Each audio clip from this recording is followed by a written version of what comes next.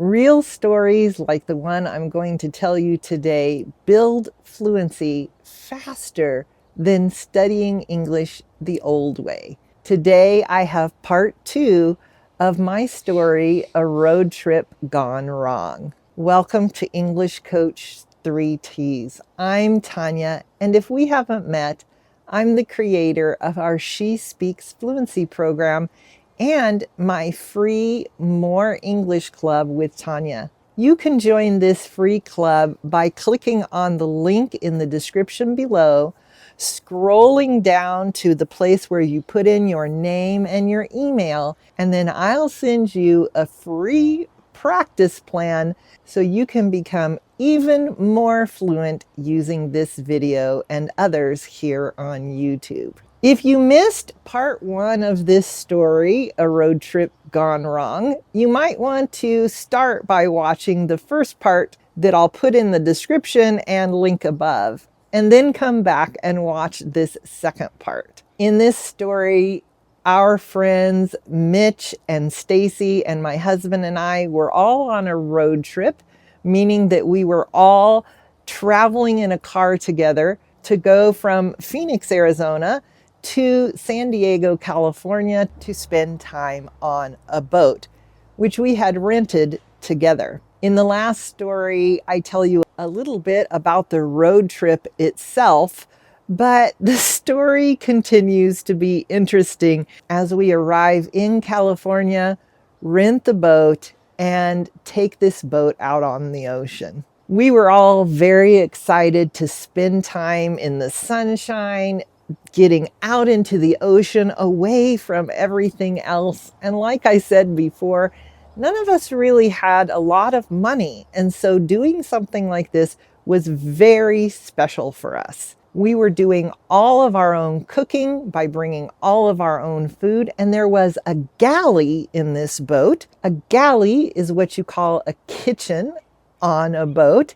And it was down under the top of the boat where you could go down there and cook. And we had 2 beds, one in the back of the boat, one in the front of the boat. We were all having a really great time on this boat until we weren't.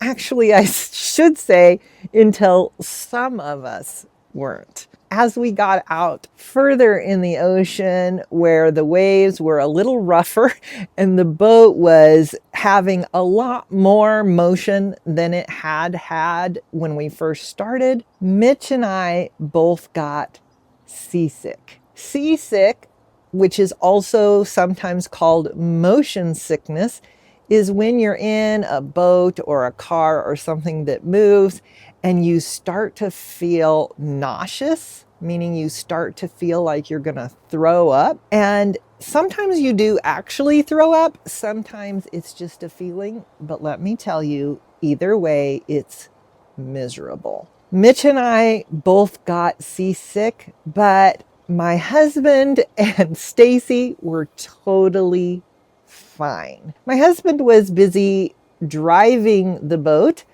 and they say that's one of the reasons he didn't get seasick. I think he was also really used to the ocean and the sea since boating was something he loved to do. Stacy didn't get seasick, and I'm not sure why, but she thought that it was infinitely hilarious that Mitch and I were seasick. What I mean by infinitely hilarious is she thought it was very, very, very funny. Now, of course, we did not think it was funny at all. And we were trying to do everything we could think of so that we would feel a little better. But every time she would look at one of us, she would start to laugh. And this was very infuriating, meaning it was very frustrating. It caused us to feel angry, and especially Mitch, her husband.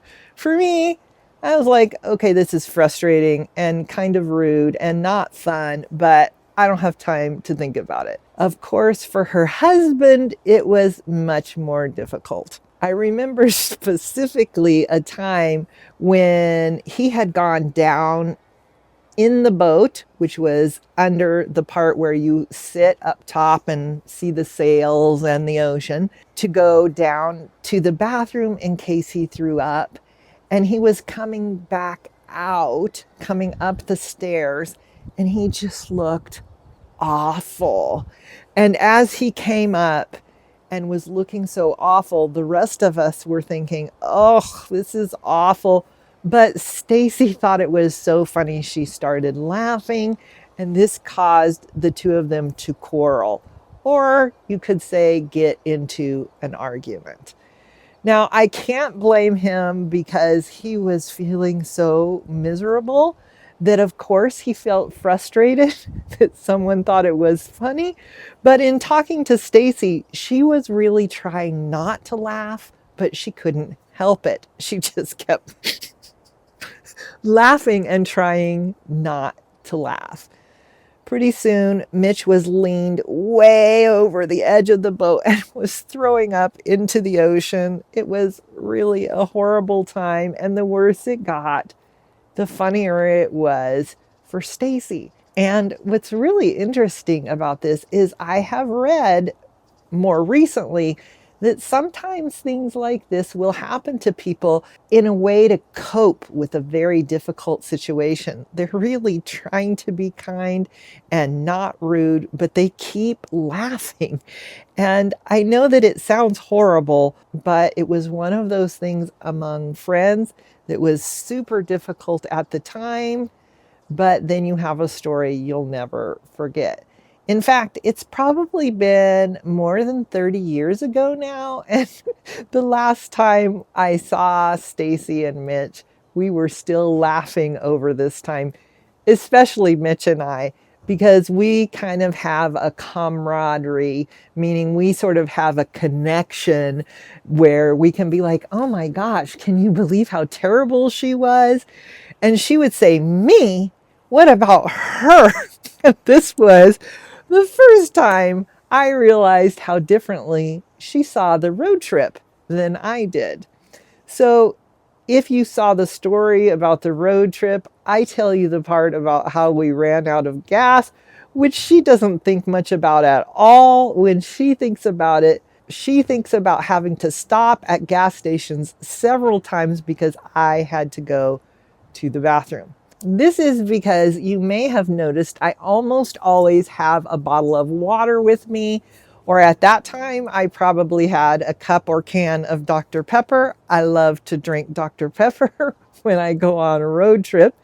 And she, in her mind, thought if I wouldn't drink so much water or Dr. Pepper, that we wouldn't have to stop as often, which of course is probably true. But anyone who knows me well knows that it really doesn't matter how much I'm drinking. I have to stop to use the bathroom a lot more than most people. But the thing that's really funny about this is that, like I said, just last year, nearly 30 years later, we're telling this story and really giving each other a hard time, meaning kind of joking with each other and saying, no, it was your fault. No, it was your fault. But we're not actually arguing. We're just poking fun at each other or having fun with each other. And the thing that was so funny to me is she's walking around going, I have to go to the bathroom. I have to go to the bathroom. And I'm walking around going, oh my gosh, I brought a gallon of gas, because we were making fun of each other. I think the thing about this that I realized is that even when times are difficult, a lot of times this is how we connect and form strong bonds. And it just reminds me how important it is to look at all of life with its good things and its bad things. Which reminds me to tell you that the journey towards fluency is long. It takes a long time to become fluent. And if someone tells you you can do it in 30 or 60 or 90 days, The truth is, they are lying to you. And the thing that can be very infuriating about that is not only is it a lie, when you try doing what they say, it will take 30, 60, or 90 days of your time, and you're not fluent, which can feel very frustrated. And many people will either quit or stop working for a while or feel like they just can't become fluent.